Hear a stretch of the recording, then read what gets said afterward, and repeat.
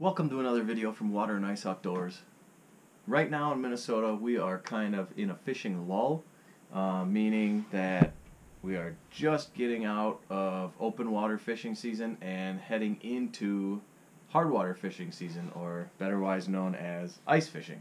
So I'm putting my boat away into storage this week. It's kind of a bittersweet time, but what we do get to look forward to and prepare for is ice season. And so for the next, this video and the next couple videos, I'm going to be doing some ice fishing gear reviews, and I'm hoping to get out and shore fish a little bit too this upcoming week. So the next video might be shore fishing for smallmouth, but the majority of the next few videos are going to be ice gear reviews. So stay tuned. Today we're going to be reviewing the Helix 7 G2N ice fishing unit here, and it is a beast on the ice. So stay tuned, we're going to talk all about it.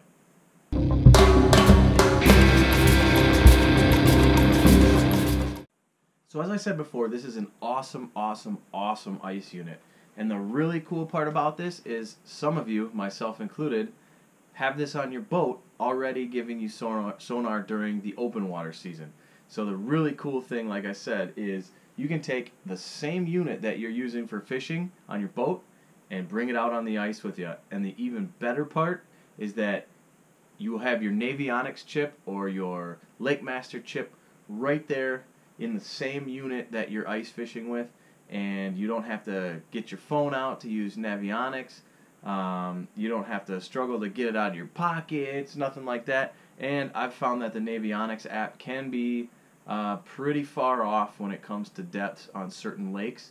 Some of their surveys just aren't that current or are just not that accurate, and the Lake Master chips have never steered me wrong. So that's one of the biggest pluses of this unit, is you can have those Lake Master maps at your fingertips right on the same unit that you're using your flasher on. Alright, now let's talk about this unit and what makes it a very nice unit to have on the ice. So obviously, as you can see, you can have your traditional flasher mode on here, the dial mode. You have your cone radius here. We're in chirp IR right now, so it's in the chirp mode. You can also change that to a different cone angle, and then also you've got your depth range right here. It tells you your exact depth range right there and how high your gain is set up, and then your depths all the way around, just like a traditional dial setup. You have your battery meter right here, and you have your IR setting right there. So that is the first view that you can do, and it's your traditional flasher dial mode.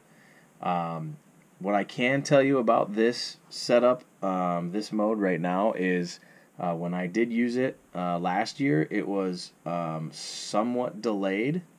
So I personally don't use the flasher mode, but if some people just really like using the flasher mode, just know that there's a tiny bit of a delay on there.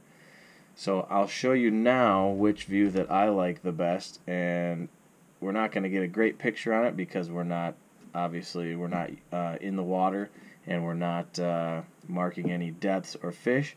But this is the linear mode, and this is basically what you're going to see. Like, basically, if you were vertical jigging using your Helix unit, it's going to be like a traditional 2D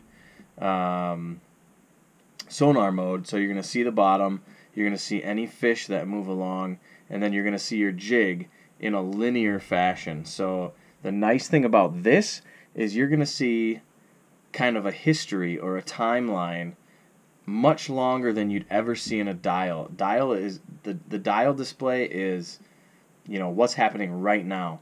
The nice thing with the linear 2D mode here is that you get a scrolling view of what's going on. So you can see your jig pattern, how you're jigging these fish and how they're reacting to your jigging patterns. So you can actually kind of remember how you're jigging that trigger a fish, and you have, 5-10 seconds to see that on your graph still after you've caught that fish. So you can kind of help keep that fresh in your mind.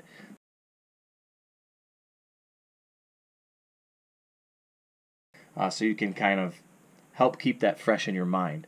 So I use this display much more, actually pretty much all the time, other than the dial setting. And this is dead on. There is no lag on watching your jig. You can see your jig bounce, the fish move, all that in real time. All right, so this is the other view, the other display that you can use, and this is, in my opinion, the sole reason this unit is so effective on the ice, and that's because you can use your Lake Master chip alongside a flasher unit. So in one unit you can have a flasher, a 2D sonar, and a Lake Master chip. So you can see on the left side here I have my 2D running, and then on the right side, I'll zoom in here, you can see my Lake Master chip has my map up here, and I can go anywhere I want on this lake. You know, you have Minnesota, you have Wisconsin. Depending on which chip you buy, you can buy a chip for your area, and you have all the structure you want to hit, and you can track your movements on the lake. You can put down waypoints that you want, and the really nice thing is when you're using this in your boat, if you have a boat and you're fishing in the fall, the great thing is you can go around and mark those spots where you find schools or marks late fall, like right before the ice forms, and you can use those same marks on this flasher as your ice fishing flasher, and you can go right to those waypoints using these Lake Master chips on the same unit that you're going to be fishing with, and be right on those schools when we get safe ice. So that is why I like this unit so much. Alright guys, I'm not going to go too hardcore into the different parts that I use to mount this. I have a video that I made last year that goes over step by step how you can mount this and how you can put together this exact mounting piece. I think it works really well. It's a Gens box that is a box for Vexilar products, and then you buy the transducer, which is about $80 from Humminbird, and then you buy a power cord, and I believe that part number is PC-10, and all in total costs about $130 instead of, I think the ice bundle from Humminbird is about $180 or $190, not including this. So if you're going from a boat and you want to take your Helix off your boat and use it as an ice flasher, you're going to have to spend either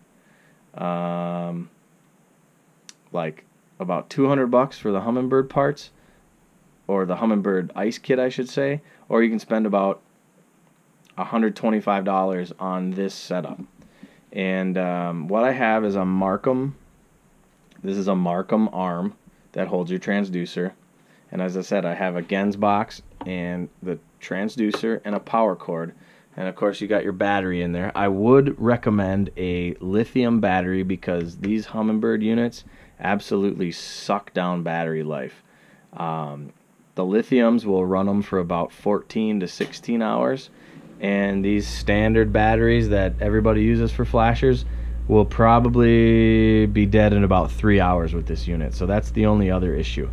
The other thing that I have on here that I've added is a Vexilar glow ring, and these things are one of the coolest products that's come out over the last couple years. It's battery powered. It feeds right into your battery, and you've got a little switch here, and you throw it on, and I'll turn my light off here, and you can see you've got lights in here all the way around.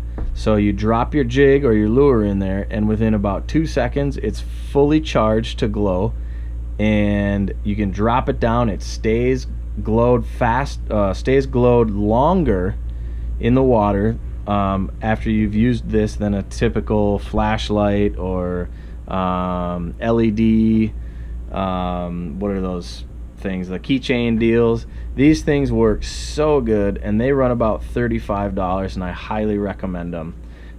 The last thing I have on here, and I'm a little biased to this because it's a company that really supports me and the Water and Ice Outdoors channel, but the line cutters flat mount is such an awesome piece to have on your flasher. You can cut any diameter line, any type of line with these. You just run it through either side on here. There's a surgical steel blade on there. Does not dull like clippers or snips do, and you can cut braid, fluorocarbon, mono, and it cuts it absolutely razor clean every time. Even braid, that's the part that I just can't believe. So this is how I have set up my Humminbird. The cool thing about this project is you can set it up however you want. So those are the positives of this unit. I will say there are some negatives. I'm not going to lie to you. I'm not going to say this is the greatest product on earth. It does have some disadvantages. One, battery life. You need to spend about $100 on, well, that's what they cost these days, but you need to spend the money on a lithium battery. Otherwise, you're going to have to carry 2 or 3 regular 12-volt batteries around with you to keep this thing going if you want to fish for 5, 6 hours, 7 hours. The lithium batteries, as I said earlier, will keep a charge with this unit for about 14 to 16 hours. And that's pretty much all I need for one day of fishing. And then the other thing that comes to mind is last year when I was using this unit, worked great. All of a sudden, I could not see my jig for about 2 months of the season. And I tried everything. I tried turning the sensitivity up, I tried using a different beam, and I just could not see my jig, or a spoon for that matter. I couldn't see it. It wasn't picking it up. I wasn't fishing anywhere in current. It was in a lake, straight down, so none of that. The problem is when I could see it, I had to turn the sensitivity all the way up full bore, so I was getting all sorts of clutter in the water column, and then even when I could see my jig, I could barely see it, and I couldn't see any marks, and it was incredibly frustrating. So, fast forward to this season. The newer updates on the software of this unit, and the new units, if you're planning on purchasing one of these brand new, the software that is on there now, it supposedly, this is what Humminbird says, I have not tested this yet, but Humminbird says this is supposed to be fixed, and it's not supposed to be a problem, because it was a common problem with people that were using these last year and the year before. So if you do have an older one that you want to use, make sure you have the newest software update uploaded onto these. And then if you buy one, hopefully you don't. If you buy one new, hopefully you don't have the same issue that I have, because it does have the newer, software in it already. Thank you guys so much for watching. This is the Humminbird Helix Ice Unit. It's a great unit, and I hope you guys enjoyed this video, and I hope it gave you some information into why I like this unit and I recommend this unit. Thanks for watching. As always, Water and Ice Outdoors. If you like what you see, please click that subscribe button and that thumbs up button. We'll see you on the next one.